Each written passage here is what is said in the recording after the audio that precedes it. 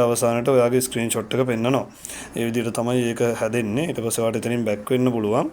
එතනින් පස්සේ ඔයාලට පුළුවන් රෙෆරල් ඩීටේල්ස් ගිහිල්ලා බලා ගන්න ඕන නම් එතනනුත් ඔයාලට බලන්න පුළුවන් රෙෆරල් ඩීටේල්ස් ටික. ප්‍රමාද ගතියක් තියෙනවා. ඒක තමයි පොඩ්ඩක් චෙක් කරගන්න ඕනේ. මොකද හේතුව තමයි මගේ රෙෆරල් ලා ඉන්නවා ලොකු ප්‍රමාණයක්. ඒ රෙෆරල් ඉන්න ප්‍රමාණයයි ඒ ටික ලෝඩ් වෙලා chart ටික ලෝඩ් වෙන්න තමයි පොඩි ටයිම් එකක් ගත වෙන්නේ. ඒකත් ඉදිරියේදී අපි ඉක්මනටම හදනවා ඉක්මනින් ලෝඩ් වෙලා ඒ ටික පෙන්වන විදිහට. දැනට ඔයාගේ රෙෆරල් ටීම් එක ලොකුවට නැත්තම් ඒක කිසි ගැටලුවක් නැහැ.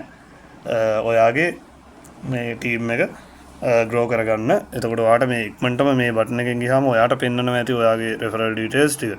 නමුත් මගේ ලොකු පිරිසක් රෙෆරල් ටීම් එකේ ඉන්නවා. ඒ හින්දා මට ඒක පෙන්වන්නේ ටිකක් පරක්කු වෙලා. මට මෙතනදී කියන්න අමතක වුණා ටාස්ක් earning එක ඔයාලගේ එකපාරට එකතු වෙන්නේ නැහැ. ඒකට හේතුව තමයි ඔයාලා අප්ලෝඩ් කරන ස්ක්‍රීන්ෂොට් එකක්. ඒ ස්ක්‍රීන්ෂොට් එක අප්ලෝඩ් කරාට පස්සේ